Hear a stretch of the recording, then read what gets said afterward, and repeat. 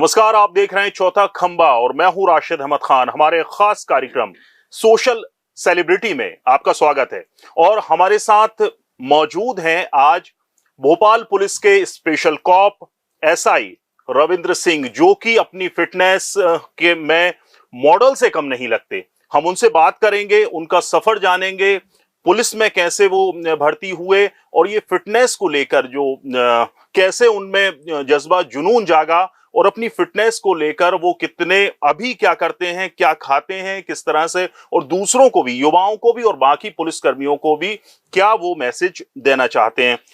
रवि जी, बहुत स्वागत है आपका। बहुत बहुत धन्यवाद और यहाँ आमंत्रित करने के लिए बहुत बहुत धन्यवाद। रविंद्र जी, आप मैं कहूं कि अगर जो फिल्मी कॉप रहते हैं, सिंघम में जिस तरह से जो छवि बनी थी पुलिस की, वैसे ही हूबहू नजर आते हैं। पुलिस में मॉडल ज्यादा लगते हैं, ऐसे ही कम लगते हैं। क्या कहेंगे, ये सफर कैसा था और कैसे शुरुआत हुई इस सब की? सबसे पहले आपने बोला कि पुलिस कम और मॉडल ज्यादा लगते हैं, उसका मैं जवाब देता हूँ कि थोड़ा सा शौक है मुझे फिटनेस का, जिम वगैरह का, तो इसलिए फिटनेस को लेके थोड़ा अवेयर रहता हूँ, वर्कआउट वगैरह करता हूँ। तो और क्या है, पुलिस को लेके एक खासकर इंडियन पुलिस को लेके एक छवि अलग बनी हुई है। तो यदि कोई फिट कॉप यदि दिखते हैं तो वो थोड़ा सा आजकल अजीब लगता है कि ये पुलिस वाले ऐसे नहीं होते, खासकर इंडियन आमतौर पर। हाँ, तोंद वाले पुलिस वाले ज्यादा हो गए शायद, इसलिए। हाँ, अब वो मजबूरी है, उसके बारे में आगे बताऊंगा जी। और जर्नी आप बता रहे हैं कैसे शुरू हुई, तो मैं बेसिकली भोपाल के पास शहर है सीहोर जी, वहां से बिलोंग करता हूँ। एजुकेशन, मेरी स्कूल एजुकेशन वहीं पर ही है। कॉलेज भोपाल में हुआ मेरा, इंजीनियरिंग किया हुआ मैंने। फिर इंजीनियरिंग के बाद सोचा था कि क्या करना, कॉम्पिटिशन एग्जाम की तैयारी करना है। ये वैकेंसी सामने थी तो इसकी अच्छे से तैयारी की। थोड़ा सा फिजिकल होता है इसमें, टेस्ट फिजिकल भी होता है, उसकी तैयारी की, फिर सिलेक्शन हो गया। तो यहाँ का मतलब ऐसा कोई, मैं बता रहा हूँ, बहुत पहले से मैंने बचपन से सोच नहीं रखा था कि पुलिस में जाना है जी। तो ग्रेजुएशन करने के बाद ये सामने थी, इसकी तैयारी की और फिर इसमें हो गया जी। रविंद्र जी, मैं पढ़ रहा था आपके बारे में, तो पहले आप बहुत दुबले हुआ करते थे और आपको ताने मारा करते थे लोग दुबले होने को लेकर। वो क्या कहानी है और किस तरह से फिर ये जिम का सफर शुरू हुआ? आपने अपने हेल्थ को लेकर अवेयर हुए और आज माशाल्लाह जिस तरीके से दिखते हैं वो मैं कहूँ कि मॉडल लगते हैं बिल्कुल।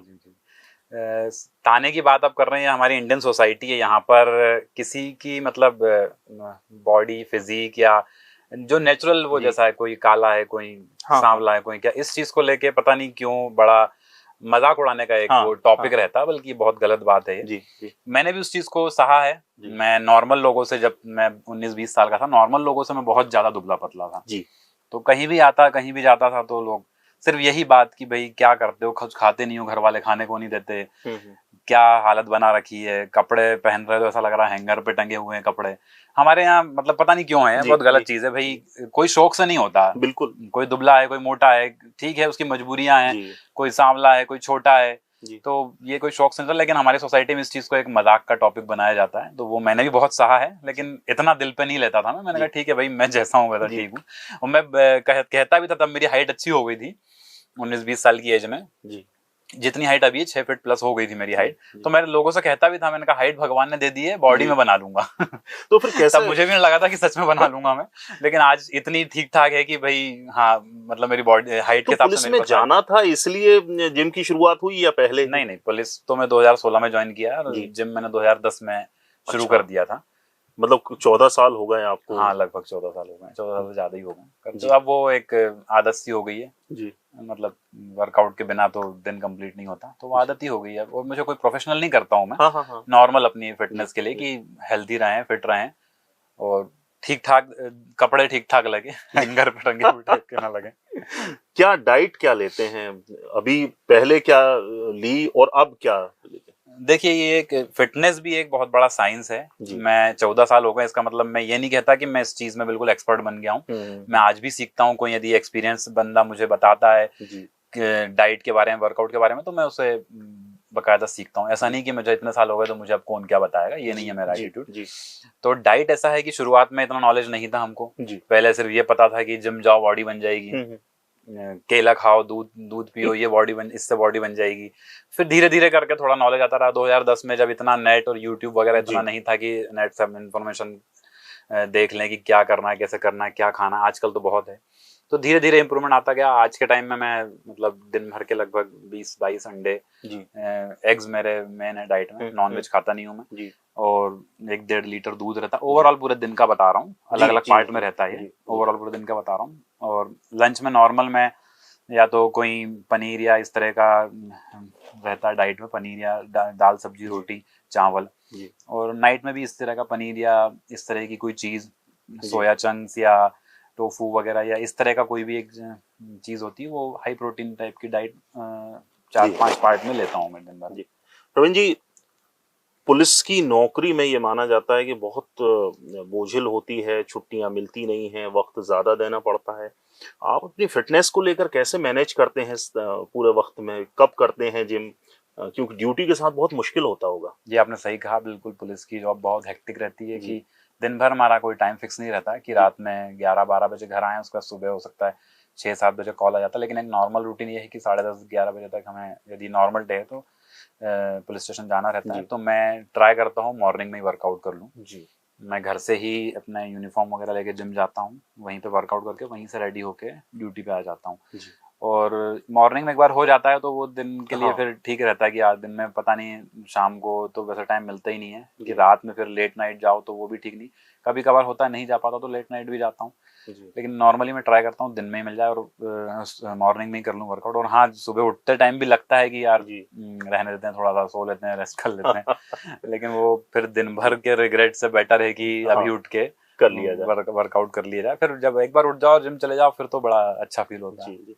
आपके सोशल मीडिया पे बहुत, इंस्टा पर बहुत फॉलोअर हैं, 2 लाख से ज्यादा फॉलोअर हैं, यूथ ही हैं, ज्यादातर युवा हैं।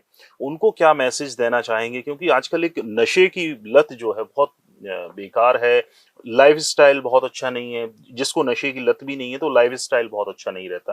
क्या मैसेज देना चाहेंगे, किस तरह से वो अपने आप को ग्रूम करें, बेहतर बने और लाइफ में कुछ गोल सेट करके कुछ आगे बढ़ें? देखिए, यूथ स्पेशली जो 18 साल से 22, 23, 25 तक की एज रहती है, ये इस एज के बच्चे बहुत जल्दी किसी को देख के इंस्पायर होते हैं, चाहे वो पॉजिटिव हो चाहे नेगेटिव हो। तो यदि ये अपने से किसी बड़े को देखते हैं, 18 साल का कोई बच्चा है, वो 25 साल के किसी बंदे को देख रहा है कि अरे ये बहुत कूल हैं, ये इस तरह का नशा करते हैं, और फिर बड़ा अच्छा लगता है कि देखो कितना मतलब सिगरेट पी रहे हैं या शराब पी रहे हैं तो बड़ा कूल दिख रहा है, तो मुझे भी इनके जैसा बनना है। वो जैसा देख रहा है, यदि वो किसी पॉजिटिव को देखा तो उससे भी इंस्पायर होगा।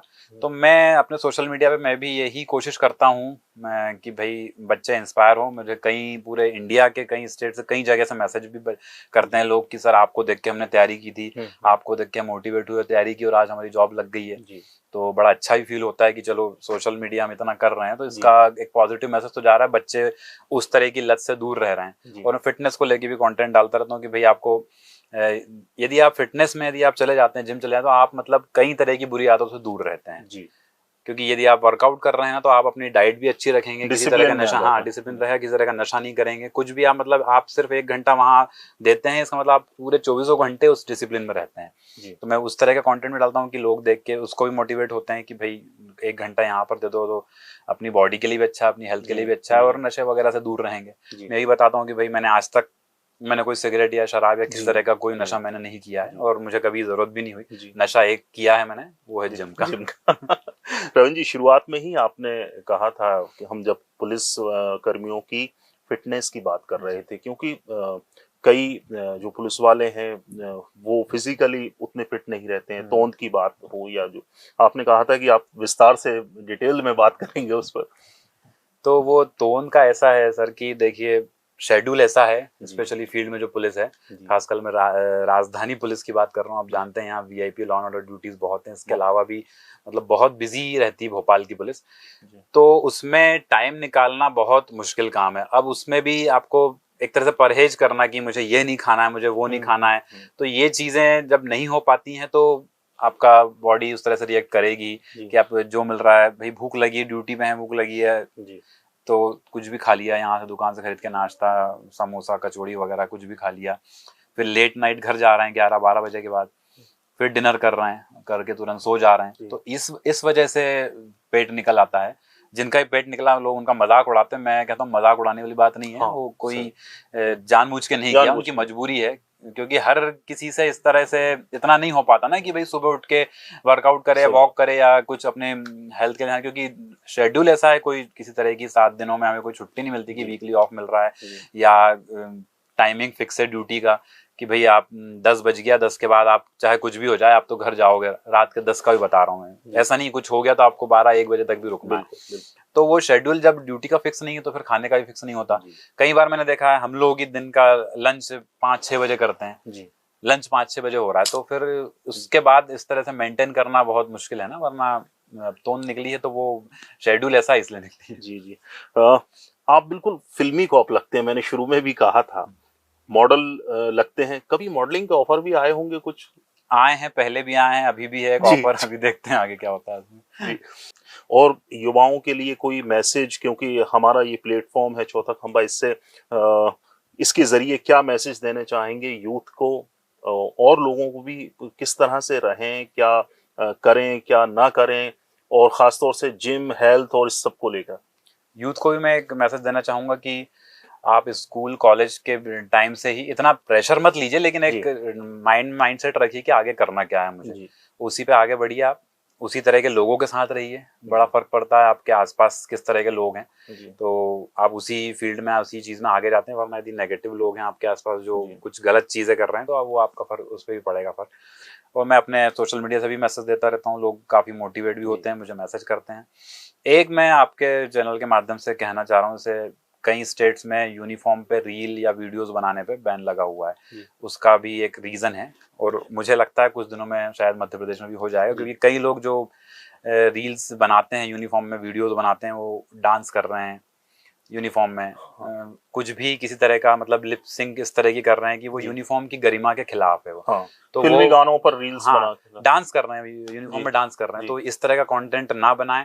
इसकी वजह से क्या होगा, जो गेहूं के साथ घुन पिसता है, हम लोग तो क्या है, मैं हूं जैसे, मैं बड़ा ध्यान रखता हूँ यूनिफॉर्म में जो भी मैं पोस्ट कर रहा हूँ उस पर ऑडियो भी इस तरह का कुछ ना हो, और मैं भी इस तरह का कुछ एक्शन ना कर रहा हूँ जिससे कि यूनिफॉर्म की गरिमा को ठेस पहुंचे। क्योंकि यदि ये यूनिफॉर्म में रील बनाना भी हमारे यहाँ बैन लग गया तो ठीक है, हमें तो कोई दिक्कत नहीं है, लेकिन जो हमको देख के बच्चे मोटिवेट होते हैं वो थोड़ा सा उस पर फर्क पड़ेगा। तो बाकी लोगों से मैं कहना चाहता हूँ कि आप सिविल में आपको जो करना करें, लेकिन यूनिफॉर्म में जब आप कोई भी वीडियो पोस्ट कर रहे हैं तो उस पर थोड़ा सा ध्यान रखें कि भाई ये वर्दी, इसकी गरिमा को बहुत आपको बचा के रखना। जी बहुत बहुत शुक्रिया रविंद्र जी हमारे कार्यक्रम में शामिल होने के लिए। सोशल सेलिब्रिटी के आज के अंक में हमारे साथ मौजूद थे रविंद्र सिंह, एसआई हैं भोपाल पुलिस में, और अपनी सेहत और फिटनेस को लेकर वो सुर्खियों में रहते हैं। हमारे इस खास कार्यक्रम में आज इतना ही। नमस्कार।